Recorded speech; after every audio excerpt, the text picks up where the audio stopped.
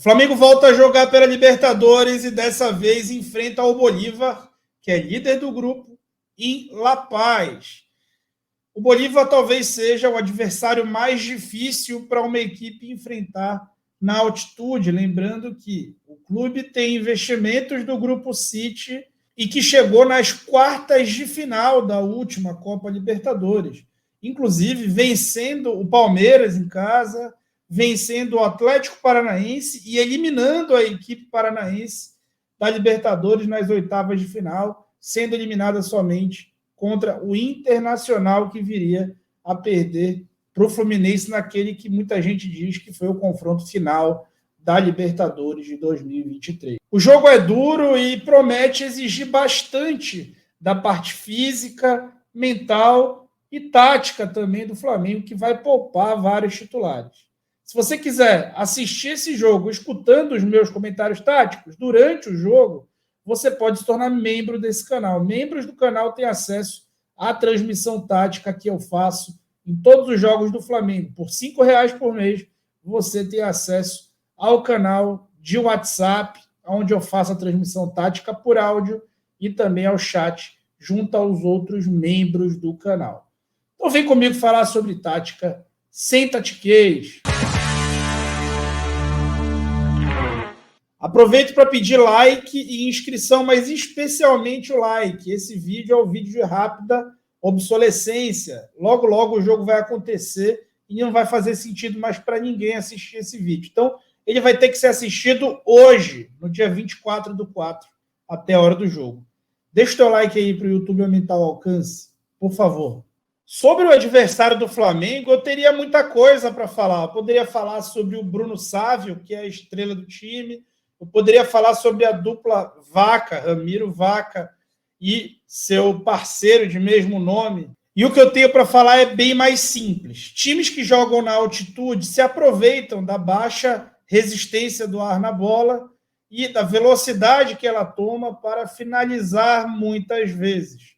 É a pressão no início e o segundo tempo inteiro de muitas finalizações. Finalizações de qualquer distância. Não à toa, o Bolívar e o The Strongest foram quarto e terceiro, respectivamente, times que mais finalizaram na Libertadores de 2023 em média. E quando essa média vai para dentro de casa, o Bolívar subiria e certamente seria o primeiro. Olhando o quadrinho de baixo aí, a gente olha a quantidade de finalizações em cada jogo do Bolívar em casa e olha que o jogo que ele menos finalizou foram 18 vezes na vitória diante do Cerro Porteño. Contra o Palmeiras, que é um time que tem uma defesa muito fechada, o Bolívar finalizou 19 vezes. Contra o Internacional, na partida que inclusive perdeu, foi o único time a vencer o Bolívar em La Paz na última temporada, o Bolívar finalizou 24 vezes. Então, o Flamengo precisa tentar ter a bola e tentar proteger bastante, colocando muita gente atrás da linha da bola, quando o Bolívar tiver a bola nessas condições ali desumanas que é jogar na altitude. Dito isso, a gente vai olhar o time que o Tite provavelmente vai escalar nessa partida para projetar como deve jogar essa equipe. Bom, esse aí é o time base do Flamengo, né? Então, olhando o time base do Flamengo, ainda sem a volta do Gerson, a gente nota que para esse jogo vários desses caras nem sequer viajaram. Entre os que viajaram, tem 5 titulares. E de acordo com as apurações dos jornalistas, 2 deles não vão jogar, que é o Fabrício Bruno e o Luiz Araújo.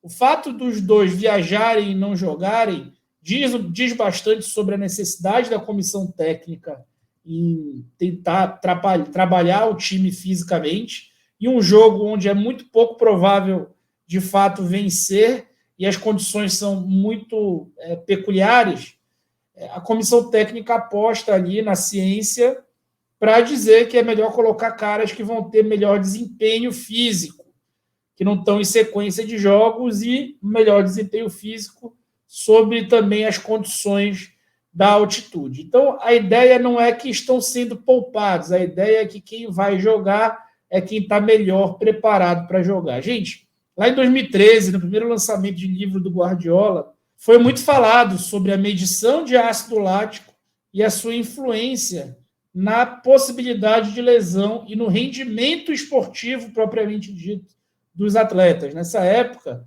o Martí Perarnau, que foi o autor do livro, acessou ali as instalações do Bayern de Munique e convivia ali naquele meio, e foi muito falado sobre isso, né?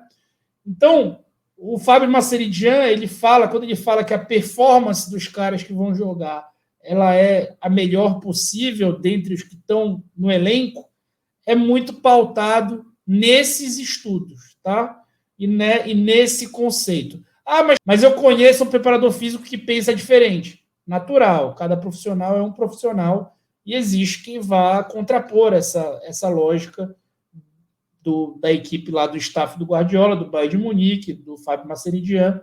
Existe, tá? São visões de futebol e de fisiologia. Pois bem, vamos para o time que possivelmente vá jogar de acordo com apurações do jornalista Vene Casagrande. Quando a gente vai olhar esse time, exceto o Wesley ali e o Bruno Henrique, que tem uma outra característica, e que é um craque dentro de uma outra característica, a gente nota que é um time muito pronto para ter a bola.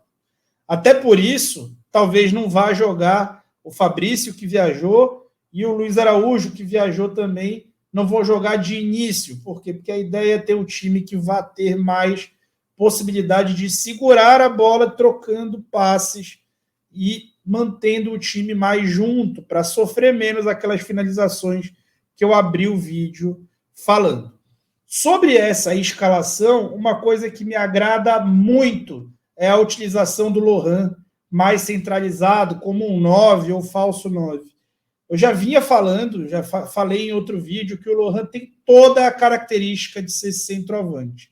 Eu acho que cedo ou tarde na carreira dele, ele vai se tornar, sim, centroavante. Até pelo nível de participação que ele tem como meia e o contexto onde as melhores participações dele acontecem, eu acho que ele vai virar um centroavante. Ele até me lembra o Lukaku, com o arrasto que ele dá, com aquela perna esquerda, com como ele é físico, né? Um cara muito bom fisicamente. Então vai ser animador vê-lo jogar nessa função, na ausência do Carlinhos, que não está inscrito na Libertadores, e do Pedro, que ficou no Rio de Janeiro. Bom, uma mudança nesse time é o meio de campo. O meio de campo com o De La Cruz mais avançado e não o De Arrascaeta, contando com o Gerson no time, que é um jogador bom para reter a bola, é um meio de campo que vai jogar muito junto, que vai estar ali muito mais coeso. O Arrascaeta é quase um segundo atacante. Na verdade, ele é exatamente um segundo atacante na formação titular do Flamengo. Então, o time vai ficar mais próximo, e o fato de ser o Gerson o segundo homem e não o De La Cruz também coloca uma cadência necessária para jogos como esse, que você vai ter muita dificuldade para fazer transição defensiva quando perder a bola. E o fato de ter o Vitor Hugo também vai aumentar uma linha de passe para esses meias, porque ele vai sempre puxar para dentro, ele vai sempre estar compondo o meio de campo, enquanto o Wesley deve ocupar esse corredor. E o Matias Vinha deve fazer esse homem mais base, esse lateral mais construtor, junto com o Davi Luiz e Léo Ortiz, que é a melhor função do lateral uruguaio. Então, esse triângulo de meio vai se tornar um quadrado de meio com o Vitor Hugo, e conforme o time for progredindo, o De La Cruz se torna um meia de ligação e o Bruno Henrique vai ocupar mais a área ao lado do Lohan. E aí o time vai ter o jogo apoiado, que o Tite tanto fala, com a formação de incontáveis triângulos de linha de passe ao longo do campo, para que assim o adversário não consiga roubar a bola com muita facilidade e o Flamengo possa progredir com ela e se relacionar ali dentro de campo sem correria, tentando escalar um time sem aquela natureza de acelerar todas as jogadas. Além disso, defensivamente, esse time de repente vai ter mais gente atrás da linha da bola, para evitar também, de novo, aquelas finalizações. Além de defender com 2 linhas de 4, ele pode também ter aquela unidade do De La Cruz junto com o meio de campo, para fazer ali um 4-1-4-1, ou mesmo pode ter o Lohan com a sua juventude também recompondo e o time fazendo esse 4-2-4 que a gente viu tantas vezes no final da temporada passada, em finais de jogos, e também nessa temporada em jogos que o time tinha vantagem e começava a usar o contra-ataque. Dessa forma, o Flamengo vai manter 2 jogadores nesse entrelinhas na zona onde vai sair a maior parte das finalizações de fora da área. E assim o time vai ser mais sólido defensivamente. Mas o Tite vai poupar muita gente. Isso não acontecia na época do Jorge Jesus. E se eu te falar que no jogo onde o Flamengo marcou os seus últimos pontos antes de ser campeão brasileiro, ele começou só com 3 titulares?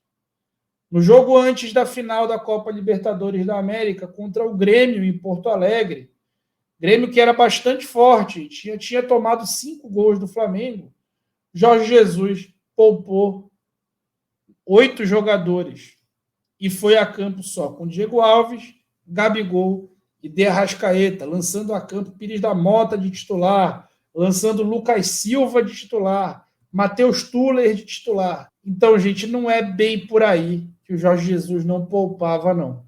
Poupou em jogo importante. Trocava 1, 2 jogadores por partida. Eu não posso ser hipócrita aqui e achar ruim o Tite priorizar o Campeonato Brasileiro nesse período da temporada. O Campeonato Brasileiro, para mim, precisa ser a prioridade do Flamengo no ano, porque é o título de maior possibilidade de você prever um futuro. Além disso, esse jogo na altitude é muito difícil de vencer, tanto que o Flamengo nunca venceu ali naquele lugar.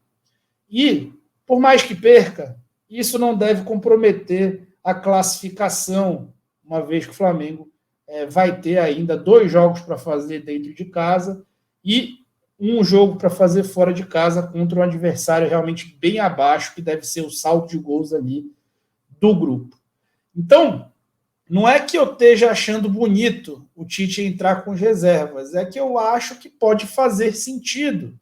Tanto a ideia de medir ali o ácido lático e de entender quem vai ter a melhor performance dado o desgaste físico da temporada, tanto a ideia de ter mais jogadores capazes de reter a posse de bola dentro de campo para tentar sofrer um pouco menos.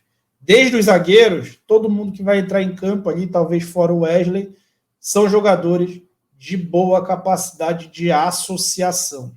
Embora eu não ache o garoto de todo ruim, eu reconheço que ele estava vindo de um longo período de inatividade, que sim, é um risco. Mas também não tinha muito o que fazer. O VAR ela não vai poder jogar todos os jogos. E a fisiologia apontou que é melhor que não jogue esse. O que nos resta é compreender, confiar numa comissão técnica que ainda não perdeu nenhuma partida no ano e observar o jogo, analisando as alternativas que ele apresenta, tá bom? Então é isso. Deixa o teu like, se inscreve no canal, vem ser membro do canal para assistir esse jogo escutando meus comentários táticos. E eu fui.